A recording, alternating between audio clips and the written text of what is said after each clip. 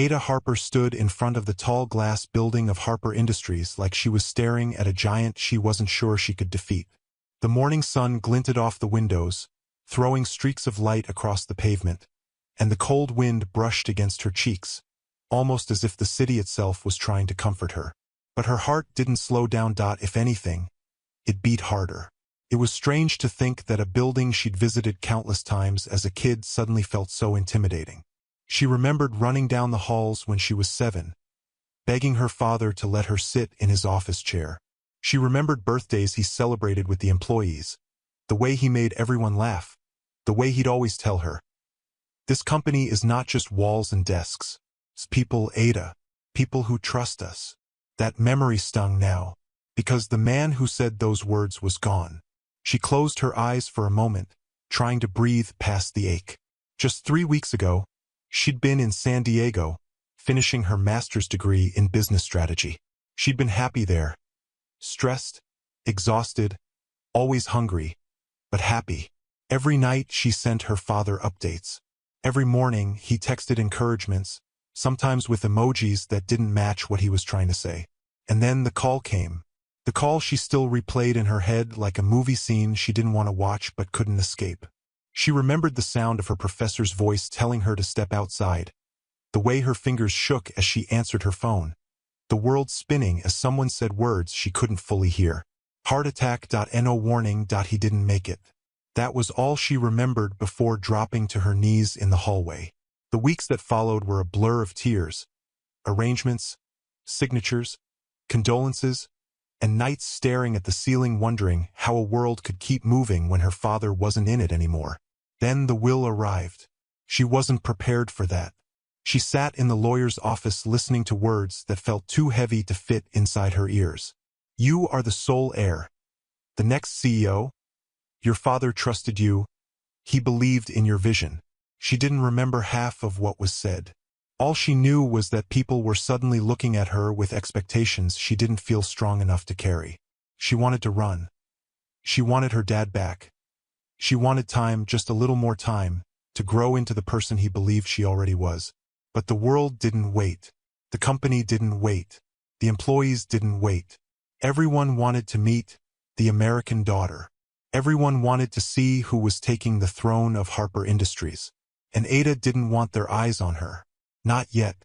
Not when her heart was this bruised. Not when grief still wrapped around her like a heavy coat she couldn't take off. So she did something she didn't tell anyone. Not her lawyer, not her friends, not even herself fully until it was done. She disguised herself. Not in some dramatic movie way with wigs and elaborate makeup. Just enough that no one would look at her twice. An oversized janitor uniform. Thick glasses. A baseball cap pulled low. Hair tied tightly and tucked away. No makeup. Shoes that had seen better days. Just enough to make her invisible. Because she needed to know the truth. She needed to know if her father's employees still believed in honesty, kindness, and loyalty, the values he held like oxygen. She needed to see what kind of world she was inheriting. Who applauded her father in public but secretly mocked him in corners. Who cared about the company's future and who only cared about themselves. Walking as a CEO would get her fake smiles. Walking as a janitor would get her reality. So there she was, standing at the entrance, breathing slowly, telling herself she could do this. She had to. Her fingers tightened around the mop handle she carried. Her shield, her disguise, her test. When she finally pushed open the glass doors, the air conditioning brushed cool air over her skin. But it didn't calm the storm swirling inside her. The lobby looked exactly the same. Polished floors, towering plants, a huge company logo stretching across the wall. But she felt different, invisible, and somehow more exposed than ever. She took her first step inside. Instantly, whispers began. "Why do we even hire cleaners like this? She's blocking the hallway. Look at her clothes. I hope she doesn't sweat on the floor." Each word landed like tiny shards of glass poking at her heart. She kept her head down, staring at the reflection of the ceiling lights on the floor as she walked. If she looked up, she was scared her eyes would reveal too much. The pain, the frustration, the anger crawling under her skin. Being insulted by strangers was one thing. But being insulted inside the very company her father poured his soul into? That was a new kind of hurt. Her father always said the company was like a family. But families didn't talk like this. Families didn't treat people like they were disposable. She pushed her cleaning cart along the hall, forcing her breath to stay steady. She couldn't react. She couldn't reveal herself. Not yet. She needed to learn. She needed to watch. She needed to see who cared and who didn't. As she passed by the reception desk, the receptionist, a young woman with perfect hair and the kind of smile people practiced in mirrors, looked her up and down like Ada had dragged dirt into her perfect world. "You're blocking the desk," the woman said sharply. "Move to the side." Ada swallowed. "Sorry," she whispered. The woman rolled her eyes. Ada kept moving. Inside the elevator, two employees squeezed in beside her and immediately wrinkled their noses like she carried something contagious. One man nudged his friend and whispered loudly enough for her to hear. "Looks like they picked her up off the street." Ada stared at the floor, blinking fast, fighting the tears building behind her eyes. She didn't cry easily. Her father used to tease her about how tough she was. "My little hurricane," he'd say. "Always strong, always fierce." But grief had softened her edges, made her more fragile than she wanted to admit. Still, she stayed quiet. When the elevator doors opened, she stepped out and let the cart roll forward. The hall was busy with employees moving in every direction, laughing, talking, typing on tablets, sipping coffee. No one looked at her, and when they did, she wished they hadn't. She reached the supply closet and sank onto a small stool inside, shutting the door behind her. The tiny room smelled like lemon cleaner and detergent, but it felt safe, the only place where she wasn't being judged. She let herself breathe, really breathe. Her hands trembled around the mop handle. "What am I doing?" she whispered to herself. But the answer came easily. Finding the truth. Finding the heart of this company. The heart her father believed in. Maybe she was scared. Maybe she was completely out of her depth. Maybe she was pretending to be brave when she felt anything, but she wasn't running. Not today. She stood up again, smoothed out her uniform, wiped her eyes quickly, and pulled the cart back into the hallway. People could whisper. People could judge. People could underestimate her. But they didn't know who she was. They didn't know the fire in her chest. They didn't know she carried her father's name, not as a crown, but as a promise. A promise to protect what he built. A promise to lead with integrity. A promise to do what was right, even when it hurt. As she walked through the hallway again, her heart still ached, but her steps grew steadier, stronger. They saw a janitor, but she knew who she truly was. Ada Harper, daughter of a legacy, and future CEO of the company she was about to inspect from the ground up. Her story had only just begun. For the next few days, Ada learned quickly what it felt like to be invisible in a place where she once felt completely at home. People brushed past her like she wasn't there. They let doors swing shut in her face. They spoke around her, over her, and occasionally about her, as if she couldn't hear them. Sometimes she wondered if she had made a mistake. If pretending to be someone she wasn't was too much, too risky, too painful. But every time doubt crept in, she remembered her father's words about trust and loyalty, and she knew she had to stay. Still, pretending to be a janitor in her father's company was harder than she expected. Her back hurt from hours of sweeping. Her palms were sore from scrubbing. Her heart felt heavy from the constant whispers that pricked at her spirit like needles. She kept her head down, kept her voice soft, kept her steps light, until the morning she met Jason. It started with an elevator. Ada had just finished cleaning the sixth-floor hallway and was pushing her cart toward the elevator doors. Her uniform felt a bit too hot, and her hair kept slipping out from under her cap, brushing against her neck. She tried to tuck it back in as she pushed the down button. The elevator dinged open, and she quickly tried to pull her cart inside. But the wheels caught on the edge, and the cart jerked sideways, nearly tipping over. Before she could react, someone stepped forward and grabbed the other side of the cart to steady it. "Whoa, careful," a warm voice said. "You okay?" Ada blinked, startled. The person holding the cart was a man. Tall, soft-eyed, dressed in a crisp shirt and tie, but not in the way people wore clothes to show off. His shirt sleeves were slightly rolled, his tie was a little crooked, and his hair looked like he ran his fingers through it too often, trying to fix it but only making it messier. He smiled at her, an actual smile, not a forced one, not a polite one. A real, kind smile that reached his eyes. "Thanks," Ada managed, her voice smaller than she intended. "Don't mention it." He held the elevator door open with his elbow. "Do you want to go down?" She nodded, and he maneuvered the cart inside for her. When they were both in the elevator, he pressed the button for the lobby. Most people would have stared at their phones or looked at the ceiling, pretending she wasn't there. But not him.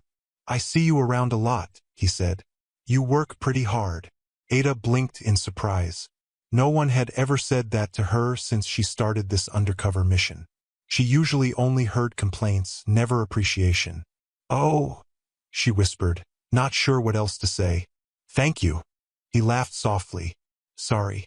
I probably sound weird. I just noticed. You're always moving fast. And you're always alone." Ada looked down at her shoes. "It's part of the job." "Well, you're doing great," he said, and somehow the compliment felt genuine, not pitying. When the elevator reached the lobby, he stepped out first and held the door for her. Again, no one did that for her. When she pushed the cart out, he gave her one more smile before walking toward the glass doors. For the rest of the day, Ada kept replaying the encounter in her head.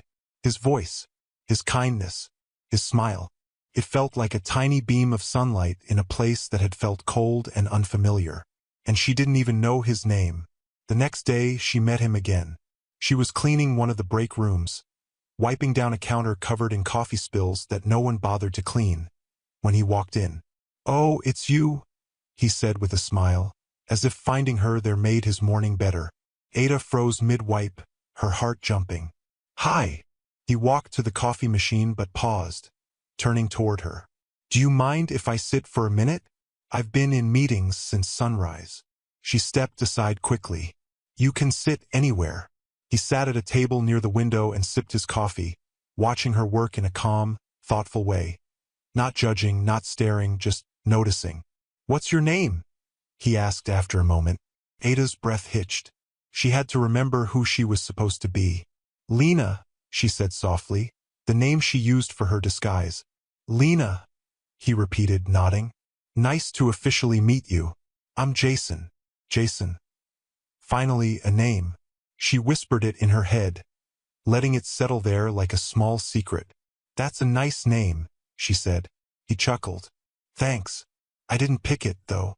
Ada laughed before she could stop herself. Jason smiled at the sound, and her cheeks warmed.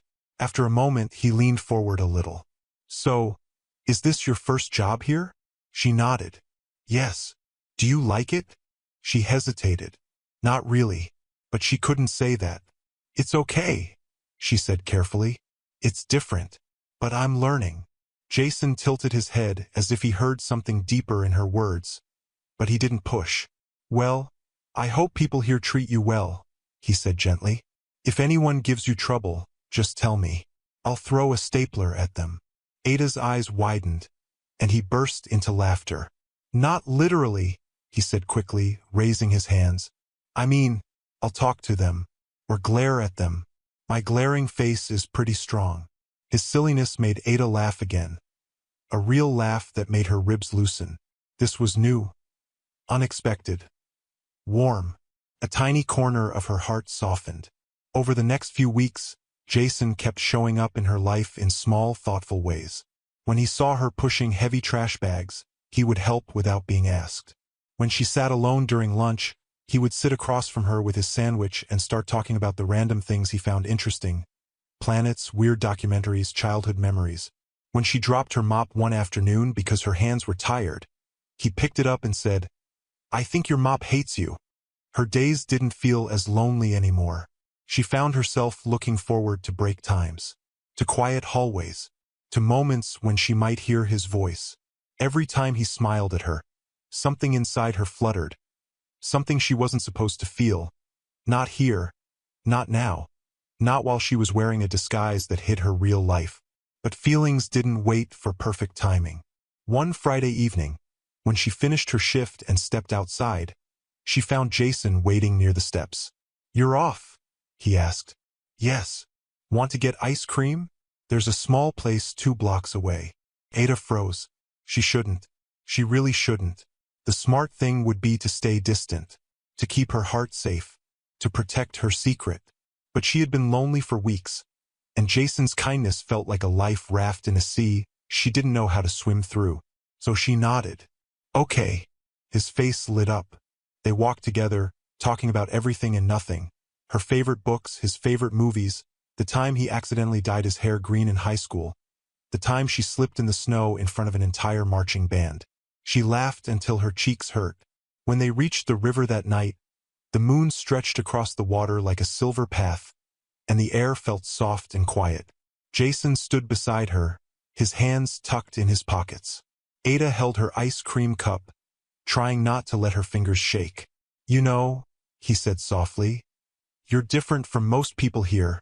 Ada looked up at him. "Different how?" "Real," he said. "Comfortable. Kind. You don't try to impress anyone. You're just you." Her throat tightened. If only he knew. When she didn't speak, he turned toward her. His eyes were gentle, searching. "Can I tell you something?" She nodded. "I'm really glad I met you," he said quietly. Ada's heart swelled and ached at the same time. She had never expected anyone to notice her while she wore a disguise meant to erase her.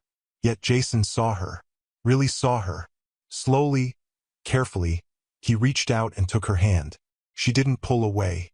The world around them felt like it faded into soft colors and quiet sounds. And then, under the glow of the moon, he leaned in and kissed her. It was gentle, warm, sweet, the kind of kiss that felt like a beginning. And in that moment, Ada forgot about her disguise, her fear, her secrets, and the weight she carried. She only felt him. But when the kiss ended, reality rushed back like cold wind. She smiled softly, trying to hide the ache of guilt inside her chest. Because Jason was falling for Lena, the quiet janitor. Not Ada Harper, the future CEO of the whole building he worked in. And she had no idea how to tell him the truth. Ada woke up the next morning with a strange mixture of happiness and dread twisting inside her chest. Happiness because the memory of Jason's kiss lingered like soft light in her heart. Dread because she knew she was living 2 lives that could not stay separate forever. She stared at herself in the mirror of her tiny rented apartment, dressed in her oversized janitor uniform, glasses that kept sliding down her nose, hair tucked away beneath her cap. She hardly recognized the girl staring back at her. A girl who swept floors. A girl who pretended she didn't know half the things she overheard in meetings. A girl who spent her days hiding, and her nights missing her father so deeply it sometimes made her breath hitch. But behind that disguise lived the real Ada, the woman who was supposed to lead Harper Industries, fix its wounds, and protect her father's legacy. She carried both identities like heavy bags she couldn't drop. And today, the weight felt heavier than ever. When she arrived at the office, the atmosphere felt off. More tense. More rushed. More cold. People were whispering faster than usual, flipping through documents, typing with tight jaws and downcast eyes. Something was happening.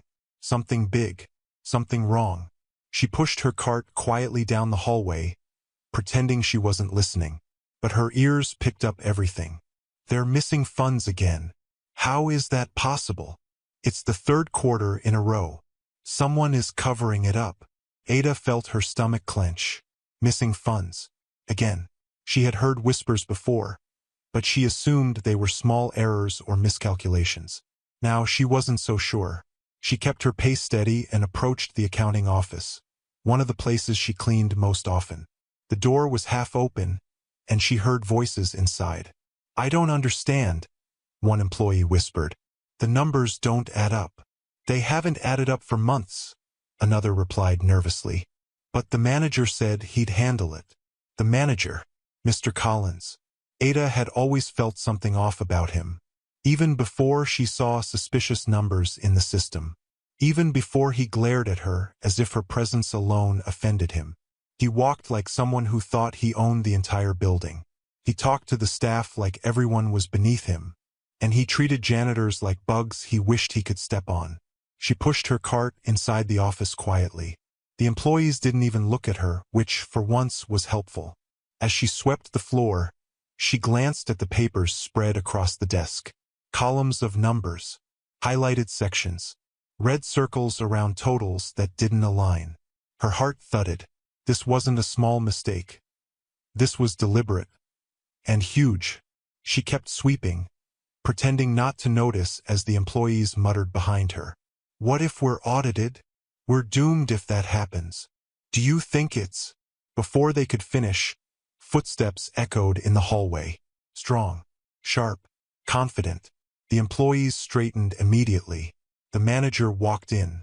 Mr. Collins. His eyes scanned the room, landing on Ada like she was dirt smudged across a window.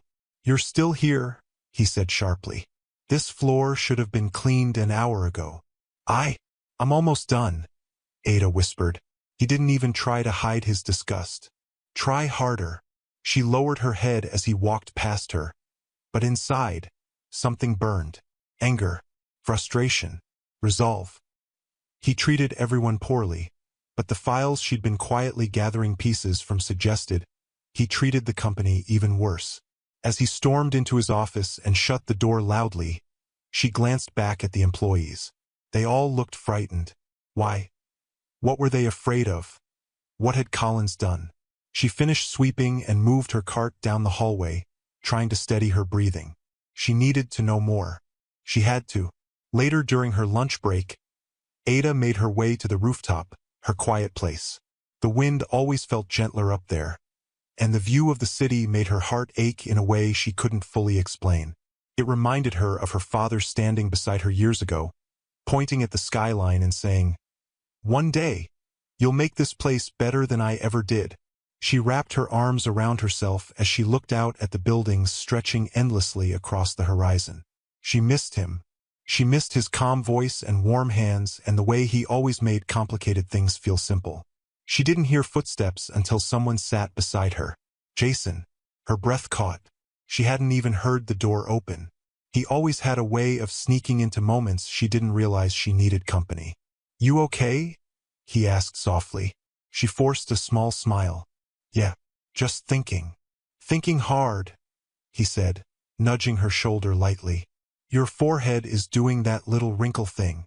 She laughed weakly. "Is that so?" "Definitely." He leaned back, resting his hands behind him. "Want to talk about it?" She did. More than anything, she did. She wanted to tell him everything. Her secrets, her fears, her doubts, her investigations, her grief. She wanted to tell him who she really was. But she couldn't. Not yet. "Just work stuff," she whispered. "You can always talk to me," he said gently. "Even if it's about mops. I'm a great listener." Ada smiled, but her heart tightened. He didn't know the storm building inside her. He didn't know she was uncovering something dangerous. He didn't know that just being near him made her lies feel heavier. But he sat there anyway, offering comfort she didn't deserve, yet desperately needed. They talked for a few minutes about nothing important. How cold the rooftop breeze was, how he accidentally microwaved metal last night, how she hated elevators that made weird sounds. It distracted her long enough to breathe normally again. When she got up to leave, he gently touched her arm. "Hey," he said softly. "Whatever's bothering you, I hope you know you're not alone." She swallowed hard. "Thank you." And she meant it.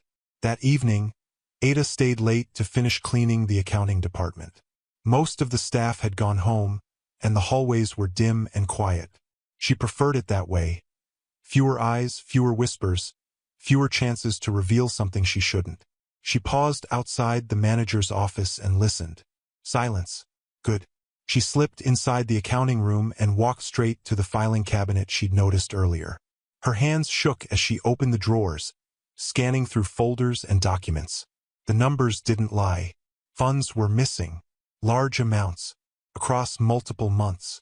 And every suspicious transfer led back to the manager's approval. But as she flipped through a set of statements, something caught her eye. A stamped signature. Her father's. Her breath hitched. Her father would never approve these transactions. Never. He had always been strict about finances. He believed in transparency more than anything. The signature wasn't his. Someone forged it. Her blood ran cold. She took photos of everything with her phone, her fingers trembling with adrenaline and fear. She didn't know how deep this went, but she was sure of one thing. Collins wasn't just stealing money. He was burying something bigger, something dangerous, something that could destroy everything her father built. She quietly returned the files and slipped out of the room, her heart pounding so hard it felt like a drum inside her chest. She needed more proof. She needed to be careful, and she needed to stay hidden, because if Collins ever found out who she really was, he wouldn't let her walk out of this building alive. As she pushed her cart down the empty hallway, a chill crawled down her spine. She wasn't just playing a role anymore. She wasn't just observing. She was in the middle of a storm no one else even knew existed. And the shadows in Harper Industries were darker than she imagined. By the time the sun rose on Monday morning, Ada felt like she had developed a sixth sense, a silent alarm that hummed in the back of her mind every time she entered the building. Something was shifting, something dangerous, something she needed to uncover before it swallowed her father's legacy whole. She kept her head lowered as she walked through the lobby, pushing her cart toward the elevator. Her uniform felt heavier today. The weight of the secrets she carried seemed stitched into the fabric. Every step echoed with anxiety. She pressed the elevator button and waited. Employees passed by her, laughing, chatting, tapping away on their phones. Their world kept spinning as if everything was perfectly normal. But behind the shiny glass walls, chaos was brewing. And the person controlling it was sitting on the top floor in a perfectly ironed suit. Inside his office, Manager Collins leaned back in his chair with a smug expression. He sipped lukewarm coffee from a fancy ceramic mug paid for with company money. Stolen money? Ada now knew. He flipped through documents that should have been delivered weeks ago and tossed aside any that irritated him. His desk was a battlefield of abandoned papers, empty folders, and half-finished reports he never planned to complete. Then his computer pinged. A new email. He squinted at the sender, Harper Legal Division. His heartbeat quickened. The lawyers never contacted him directly unless something major was happening. He clicked the email, and a short memo appeared on the screen. Good morning. This is to formally notify you that Ms. Ada Harper has arrived in the country and will be visiting the office within the next few days, as per her late father's will and succession arrangements. Kindly prepare any necessary documents and ensure readiness for her arrival. Collins froze. Ada Harper? He read it again slowly, eyes narrowing. The American daughter. The only heir. The girl raised overseas. The one who would take everything from him. His throat tightened. Attached to the memo were photos of her, official photos meant for the press and internal records. Professional headshots. Soft smiles. Confident posture. She looked smart, collected, almost intimidating in her own quiet way. He stared longer than he should have. Something about her face tugged at his memory. Where have I seen her? He leaned closer to his screen and zoomed into one photo. The slightly tilted chin, the shape of her eyes, the delicate mouth, the softness around her cheeks. Clicked. His entire body went still. That janitor, he whispered. The quiet girl who swept floors. The one he insulted almost daily. The one he threatened to fire more times than he could count. The one who kept her head down but always seemed to be listening. The one whose face, now that he stared longer, looked exactly like Ada Harper without makeup, without fancy clothes, without confidence. A cold wave rolled through him. It was her. It had to be her. He pushed away from his desk so quickly his chair rolled back and hit the wall. He paced the room, breathing hard. No, she wouldn't do that. She wouldn't dare. But his instincts told him she already had. She must have discovered something. She had to have figured out pieces of his scheme. She had been in the office late. She had always hovered near accounting. She had gotten too close. His lies, his forged signatures, his hidden transactions, his hidden accounts. She had seen too much. And if she really was Ada Harper, she had the power to destroy him completely. His hands clenched into fists. Everything he had done, all the money he siphoned, all the shortcuts he took, everything was at risk, all because of her. Meanwhile, Ada was finishing up cleaning the conference room, unaware that her entire world was about to explode. She wiped the table slowly, replaying the numbers she'd memorized the night before. The forged signatures, the missing funds, the pattern of theft, the fear in the employees' voices. Her father would have hated this. He believed in honor, in fairness, in truth. She felt like she owed it to him to fix this mess with her own hands. She was so deep in thought that she didn't notice the familiar soft footsteps approaching the doorway until Jason spoke. "Hey," he said gently. "Did you eat yet?" Ada jumped, almost dropping her cloth. Jason laughed softly and leaned against the doorframe. "You're so jumpy today," he teased lightly. "Is everything okay?" "Just tired," Ada murmured. He frowned a little, scanning her face. "Are you sure?" She nodded. Lying to him was getting harder. Jason stepped closer, his voice warm. "If you ever need someone to listen, or to distract you with terrible jokes, I'm here." Her breath caught. She forced a small smile. "I know." His cheeks turned slightly pink at her tone. "Good." He was about to say more when his phone buzzed. He glanced at the screen and winced. "I have to take this. Meet later." "Sure." He gave her one last gentle smile and walked away. Ada watched him disappear down the hallway, wishing she could freeze that moment, wishing she didn't have to keep hurting him with silence. But she had work to do, dangerous work. She straightened her uniform, braced herself, and dragged her cleaning cart toward the next floor. That evening, the office emptied gradually, lights turning off one by one. Ada stayed behind as she often did. It was safer to investigate when no one else was around. She didn't know that Collins stayed behind too, fueled by panic, paranoia, and growing rage. From his darkened office, he watched the cameras. He saw her, the janitor he now knew was Ada, walking alone through the building, his eyes filled with venom. "She came here to take everything," he muttered. "To expose me, to ruin me." He slammed his fist on his desk. Not if he ruined her first. His plan formed quickly, dark and desperate. He waited until the last employee left, waited until the hallways fell silent, waited until Ada rolled her cart past his office door. Then he stepped out.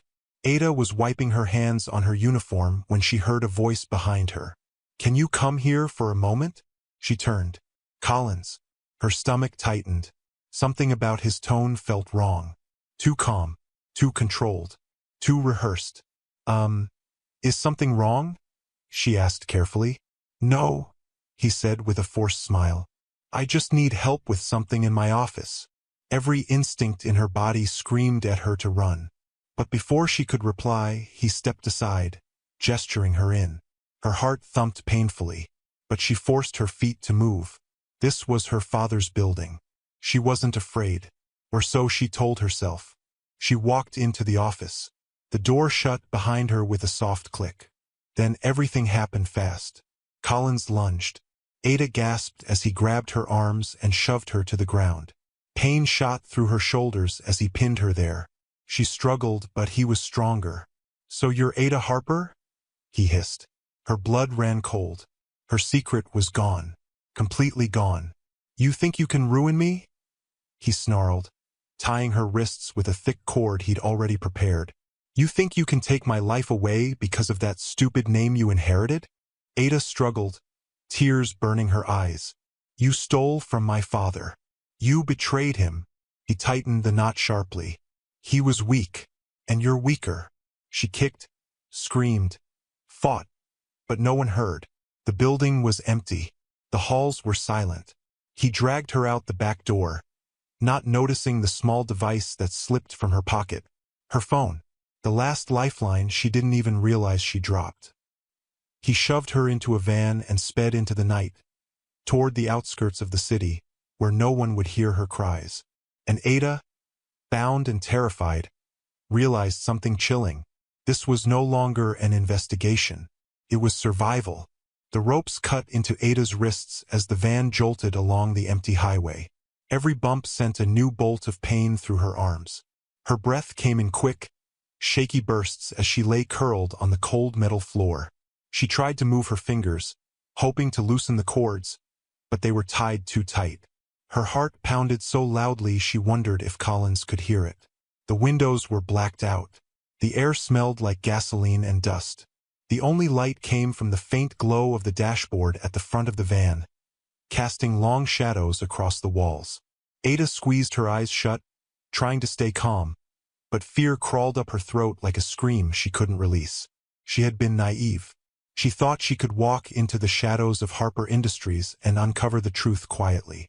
She thought she could handle danger the same way she handled grief, by swallowing it down and pretending she was fine. But danger had a face now. A voice, a temper, a pair of hands that had thrown her to the ground without hesitation. Her body trembled at the memory of Colin's cold whisper. "So you're Ada Harper? You think you can take everything from me?" She had never imagined that her father's company, the place built on kindness and integrity, could hold someone capable of this.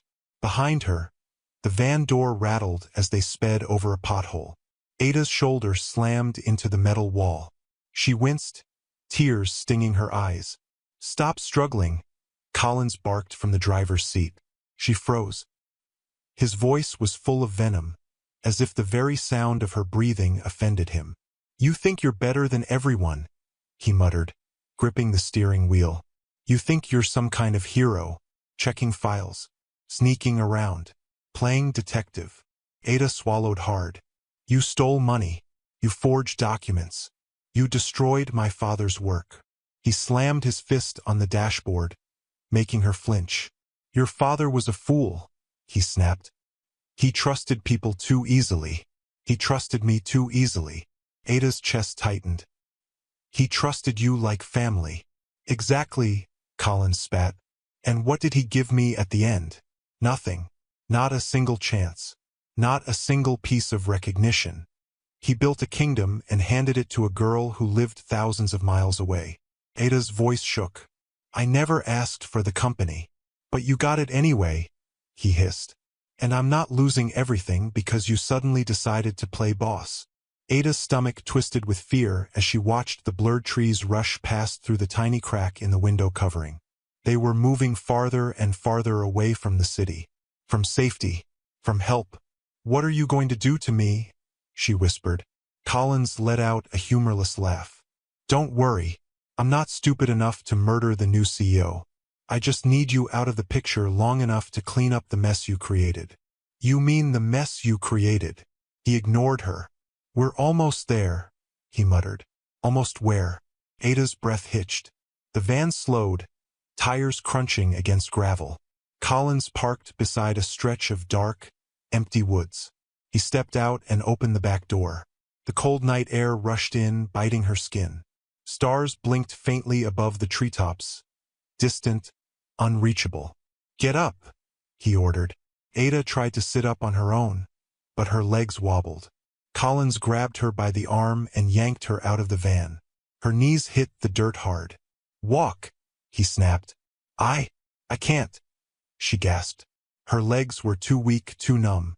He tightened his grip and dragged her deeper into the woods, branches snapping under their feet. Ada stumbled, nearly falling twice, but he didn't slow down. Finally, he shoved her into the center of a small clearing and tied her to a thick tree trunk. He worked fast, as if he'd rehearsed this in his head. "Someone will find you tomorrow," he said. "Hopefully." Ada's heart hammered painfully. She stared at him through tears, unable to understand how a human could treat another person so carelessly. "You won't get away with this," she whispered. He smirked. "I already have."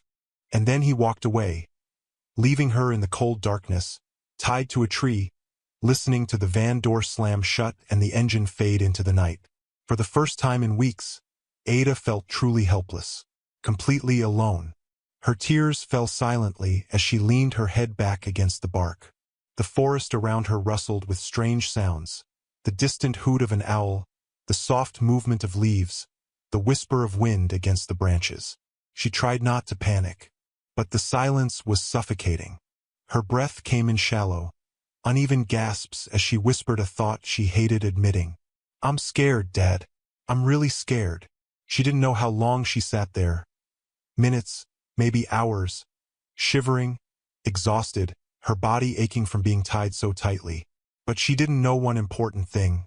Someone was searching for her. Jason waited outside the building, leaning against a column near the entrance. He checked his watch again. 9:48 p.m. Ada should have finished her shift 30 minutes ago. He took a deep breath, trying to calm the strange sense of unease growing in his chest. She always walked out at the same time. She always spotted him and gave him that tired but sweet smile. But tonight she was nowhere. He walked inside, telling himself she was probably cleaning something extra. But when he entered the hallway, the sight made his blood run cold. Her cleaning cart was tipped over. A mop lay abandoned on the floor. A trash bag had spilled its contents. Her hat was lying a few feet away, crushed. Jason froze, his heartbeat thundering in his ears. Something happened. His hands shook as he pulled out his phone and dialed her number. He held it to his ear. Ring, ring, ring. Then it went straight to voicemail. Jason's stomach sank. He didn't hesitate. He called the police immediately. "My friend is missing," he said breathlessly. "There are signs of a struggle. I think she's in danger." The officers arrived quickly, lights flashing outside the building. They listened to his frantic explanation, then moved through the hall, inspecting the overturned cart and scattered items. One officer knelt and picked something up. "Her phone," he said. Jason closed his eyes in relief. "Can you track it?" "We'll try." Within minutes, they pinged the device. A location popped up miles away, near a patch of woods outside the city. Jason felt something sharp twist in his chest. "Please," he begged, "take me with you." The officer nodded. They rushed to the patrol car, sirens already blaring.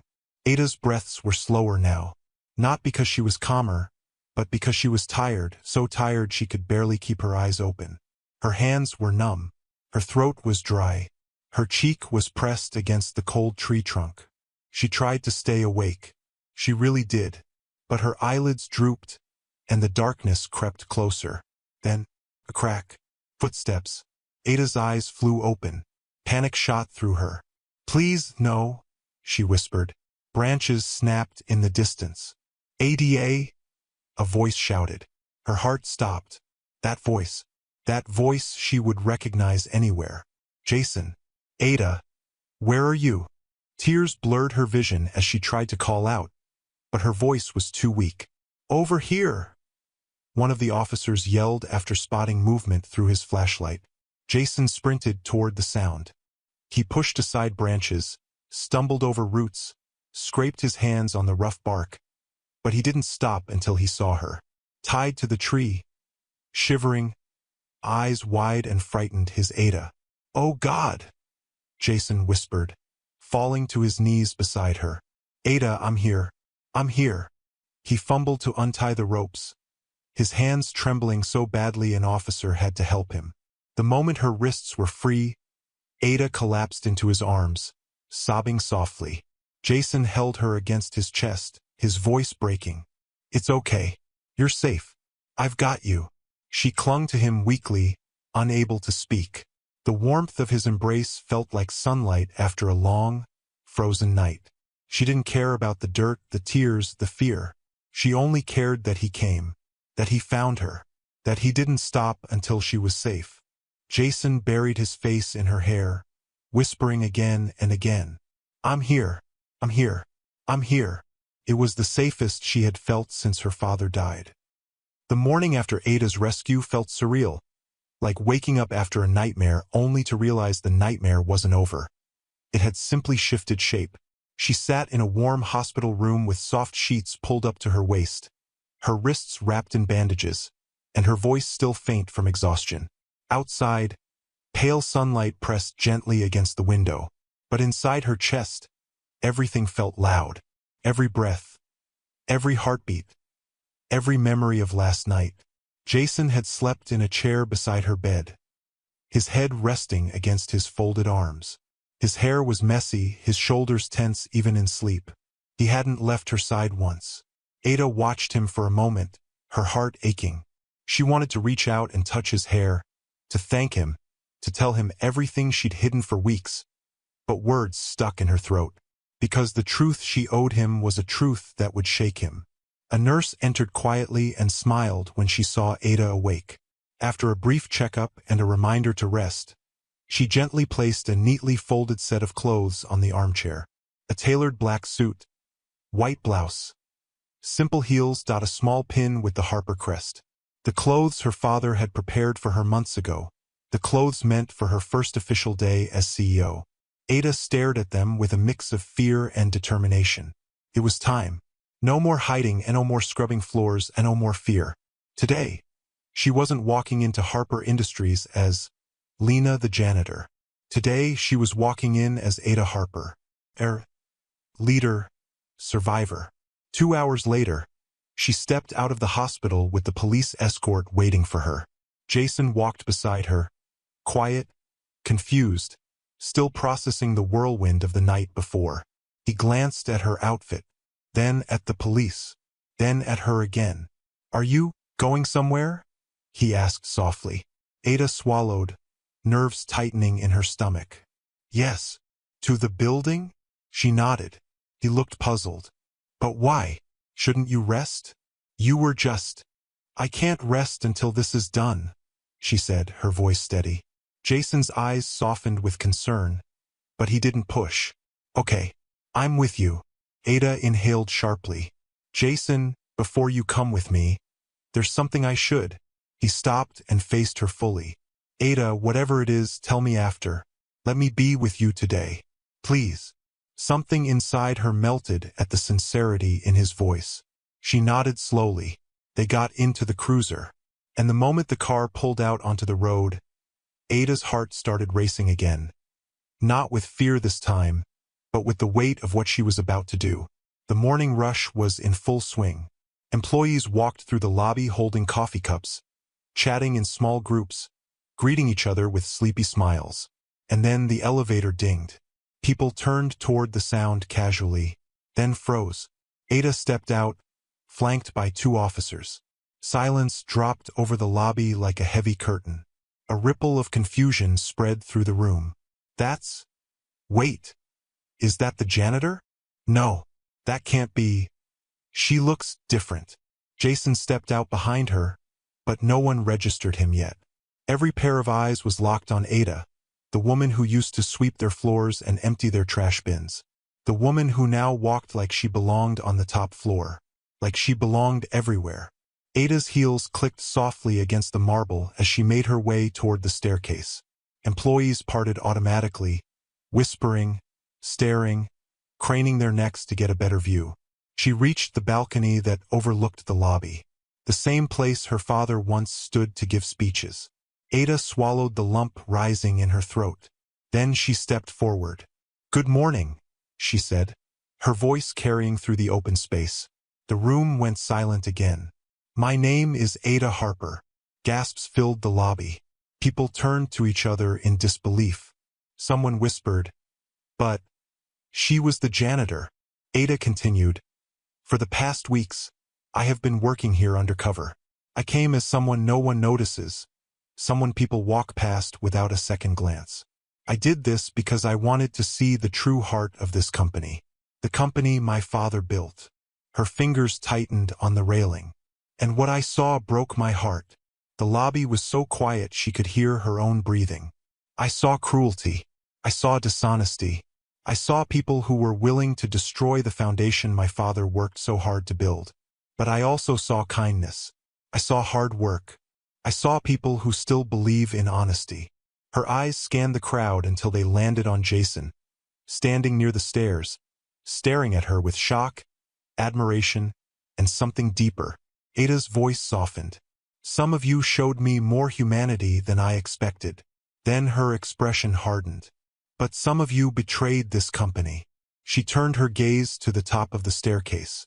A door opened, and Manager Collins stepped out, pale and trembling, surrounded by policemen waiting for Ada's signal.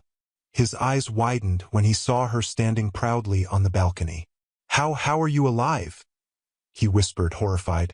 Ada looked at him with a calmness she didn't feel earlier. "You failed." His face hardened defensively. "You have no proof." "Oh, I have proof," Ada said. She lifted a thick folder from the podium beside her. "I have records of every stolen dollar, every forged signature, every illegal transfer, every lie you fed into this building." Murmurs broke out among the employees. Collins took a shaky step back. "You don't understand." "I understand perfectly." Ada's voice cut through the room like a blade. "You stole from this company. You betrayed your position. And you tried to silence me permanently." A gasp rippled through the crowd. Employees turned to look at Collins with disgust, shock, or fear. "Arrest him," Ada said simply. The officers stepped forward, reading him his rights as they snapped handcuffs around his wrists. Collins tried to twist out of their grip, red-faced and furious. "You ruined everything," he shouted at Ada. "This was supposed to be my company. You didn't deserve it." Ada held her ground, her voice strong. "I didn't earn this company in the way you think. But I earned my father's trust. And you lost yours." Tears of frustration blurred Collins' eyes as he was dragged out of the building. The doors slammed behind him. A long, stunned silence followed. Then every employee in the lobby turned back to Ada. Some were ashamed. Some were impressed. Some were speechless. But all of them were listening. Ada stepped down the staircase slowly, her heart pounding. The weight of the moment pressed against her chest. Jason stood at the bottom, still processing everything. When she reached him, he spoke first. "You're Ada Harper," he whispered. "The Ada Harper." Ada felt her throat tighten. "Yes. You're the CEO?" "Yes." Ada's breath caught. "Jason," she whispered. "I need to talk to you. Privately." He nodded once, quietly, and followed her into a small executive meeting room just off the lobby. The door shut softly behind them. Inside, the room felt too still, too quiet, too big. Ada's chest tightened. She hated silence when it came right after secrets. It made every truth feel louder. Jason stood in front of her, hands in his pockets, eyes gentle but deeply wounded. "You're really Ada Harper," he said softly, more to himself than to her. "The Ada Harper I've seen on posters and newspaper clips." She swallowed hard. "Yes. And the entire time we've been talking, hanging out, getting close, you were pretending to be someone else?" Ada's eyes stung. "I wasn't pretending to be someone else," she whispered. "I was pretending to be someone less." He blinked, his expression tightening. She stepped closer, her voice trembling. "Jason, everything you saw in me, that was real. The way I laughed, the way I looked at you, the way I felt when you were kind to me. None of that was fake." He didn't respond. His silence hurt more than anger would have. She took a shaky breath. "I didn't tell you because I was scared. I came here carrying grief I didn't know how to handle. My dad left me an entire company, and I felt too small for it. Too lost. I didn't want people to see my fear. I didn't want people to think I only got this job because of my name." Her voice cracked. "So I hid." Jason's jaw clenched slightly. "From everyone?" "No, from myself." She blinked away tears. "But then you came along, and suddenly hiding felt wrong." He looked down, his shoulders relaxing a little. "I just wish you trusted me." Ada shook her head quickly. "I did trust you, more than anyone. You were the only person here who didn't treat me like I was invisible or unworthy. You were the one good thing I found in this whole building." He ran a hand through his hair, exhaling a long, shaky breath. I want to understand. Did you ever plan to tell me?" "Yes," she whispered. "I just didn't think it would happen after being kidnapped in the middle of the night by a man who thought I was stealing his job." Jason's face softened instantly, worry replacing hurt. "Don't even say that. I thought I lost you, Ada. When I saw your things on the floor, when the police said you weren't in the building, my heart nearly stopped."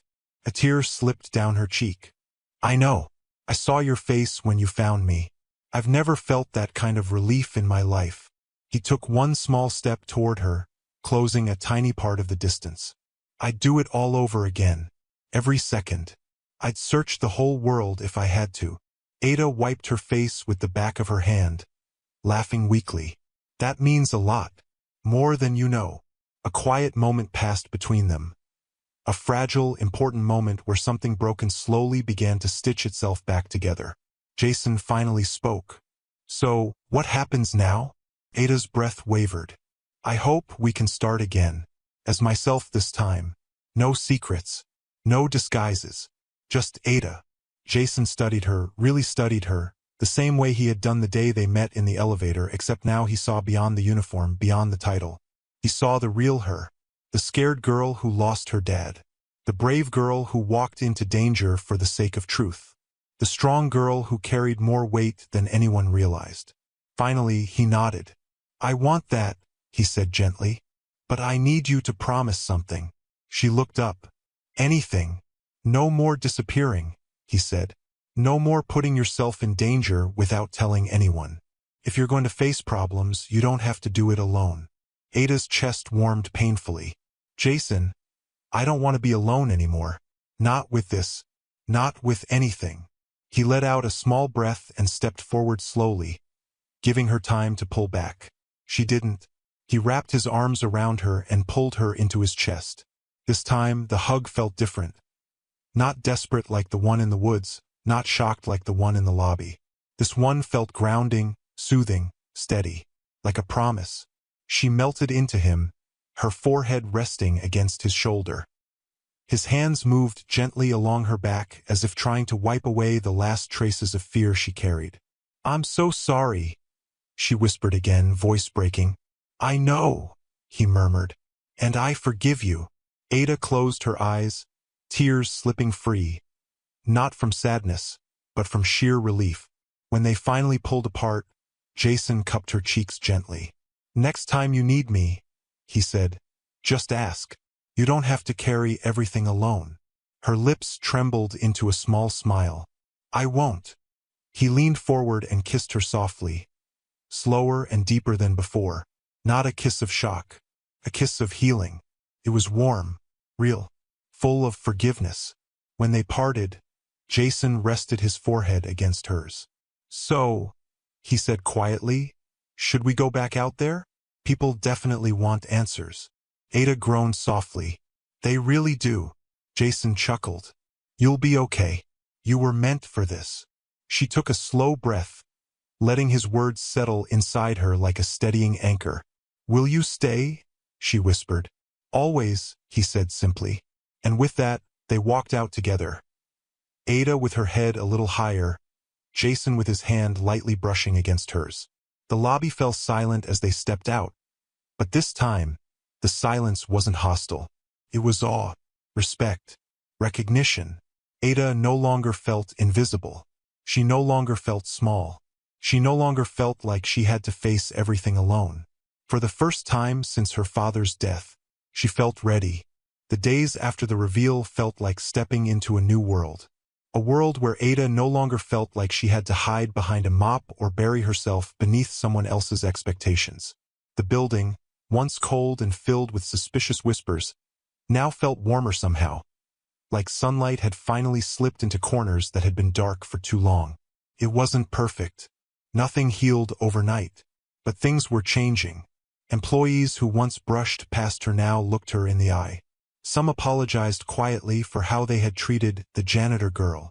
Others spoke to her with a respect she had never imagined receiving in this building. But Ada didn't crave the attention. She wanted the honesty, the sincerity, the same things her father valued. She made changes immediately, changes that shocked some but inspired others. New transparency rules, stricter auditing protocols, better treatment for lower-level staff, open communication with every department. It was a lot. It was overwhelming. And some days, she cried in her office when no one was there. But she kept going. Because now she wasn't doing it alone.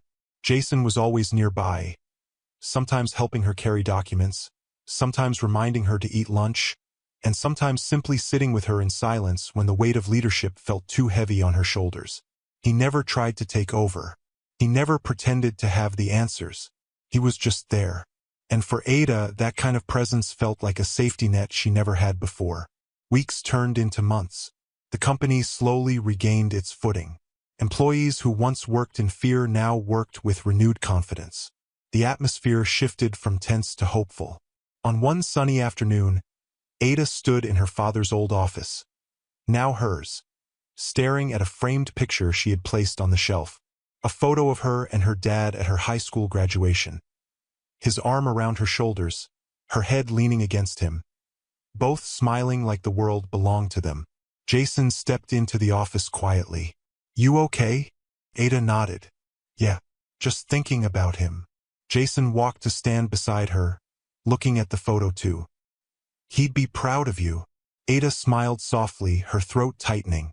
"I really hope so." "He would," Jason said gently. "You saved his company. You gave it back its heart." She blinked quickly, fighting tears. "Some days I still feel like that janitor with dirt on her face." Jason nudged her lightly. "That girl saved more than floors. She saved everything." Ada laughed. A real, warm laugh that softened the sadness clinging to her. "Come on," Jason said, brushing his fingers against hers. "You've got a board meeting in 20 minutes. "I know," she groaned. "Remind me why I ever agreed to be a CEO again?" Jason grinned. "Because you're amazing at it." She rolled her eyes playfully. "Flattery won't get you out of proofreading my speech." He held up his hands. "Fine, fine, but you owe me dinner." "You wish."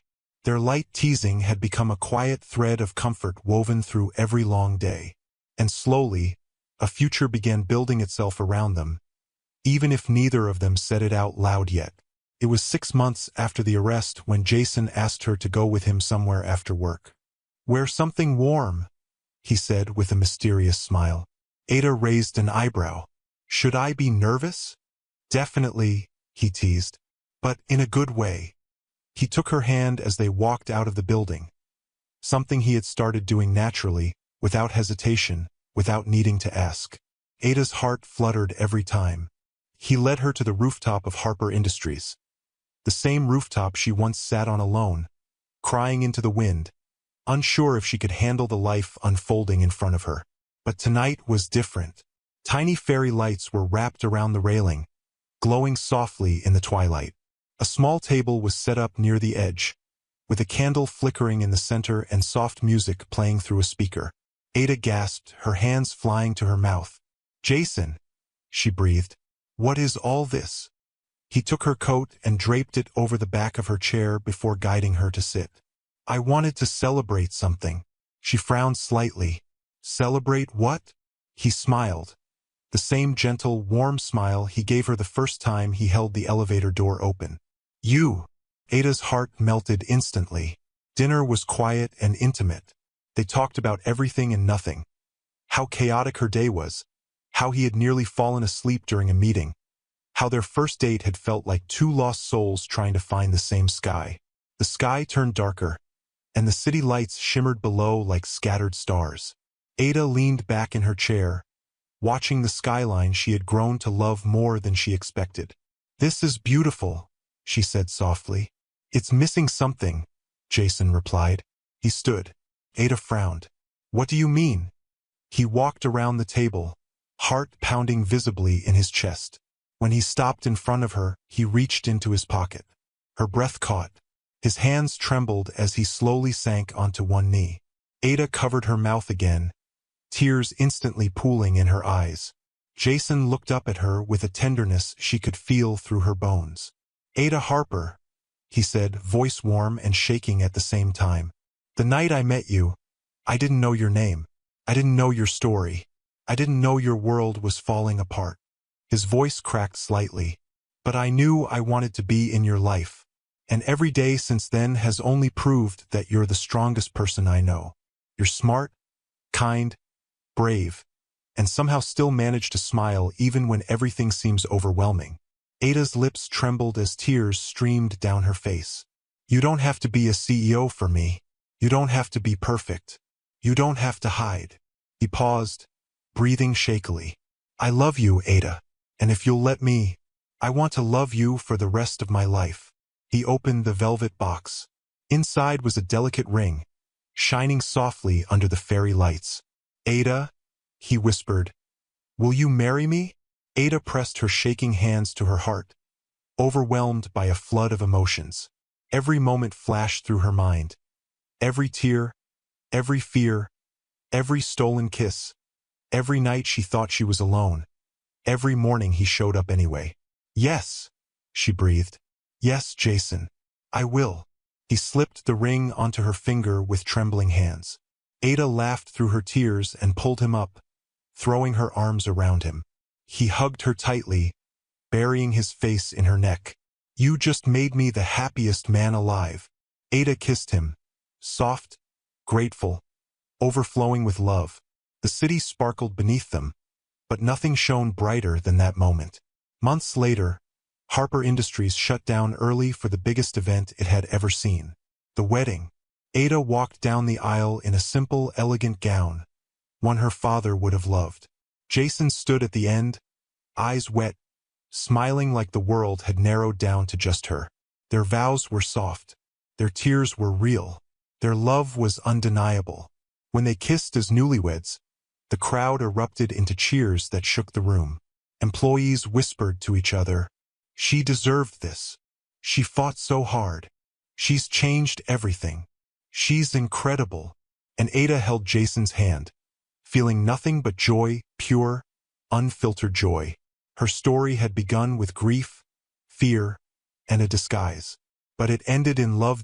In healing, in truth. And she knew her father was somewhere smiling, proud of the woman she became.